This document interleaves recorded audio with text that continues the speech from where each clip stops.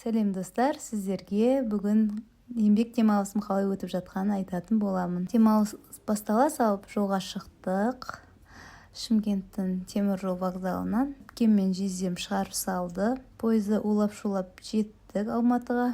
Алматыдан ары қарай таксиге 3 сағаттық жермен жолдасымның жұмыс орнына жеттік. Жолдасымның жұмыс орны керемет ауылда, Балпықби деген ауылда орналасқан. Табиғаты өте тамаша. Заводтың төңірегінде осындай сулар ағып жатады. Және орман сияқты таулы тасты ағашты бір демалатын орын бар. Заводта бір күн болдық. Бір курортта жүргендей сезіндім өзімді. Одан кейін өзіміздің квартираға бардық. Бұрын біз ол жерде тұрғанбыз. Осы ауылда 3 жылдай осы жерде жұмыс жасағам, осы жерде тұрғамын. Маған Балпықбидің ұнайтын табиғаты, орай өте жақсы. Шымкентте күн қайнап тұрған кезде бұл жерде кішкене салқын болады. Таудың етегі, жер жаннаты Жетісу деп бекер айтпаған.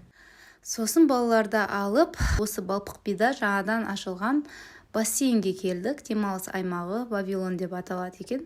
Өте жақсы, тап-таза, жаңадан ашылғаннан кейін бәрі әдемі болады ғой. Сонымен келдік, кіреберістен бастап жақсы безендірілген.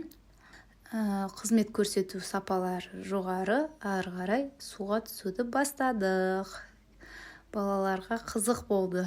Осы жылы суға мүлдем келген жоқпыз. Бірінші рет 2 ай жаз өтіп кетсе де бірінші рет келдік. Мен үстімдегі буркиниге бәрі таң қалып қарады. Не киіп алған деген сияқты. Жаз персоналдарда сіз киіммен түсуге болмайды деп ескерту жасалды. Мен айттым, бұл мұсылманский купальник деп түсіндірдім. Сөйтсем, деп ондай нәрсені білмейді екен бұл жердегілер. Бәрі ашық-шашық киініп үйреніп қалған. Сонымен оларға түсіндірдік. Сол жерде тамаққа тапсырыс беріп, майда-шүйде жедік. Суға түскен екен балалар. Қарын ашады, шай іштік, ыстық қылып. В общем, су өте таза, жылы. Мен осылай видео түсірдім Инстаграмға деп. Нұрислам жаурадым деп кішкене күннің астында отыр.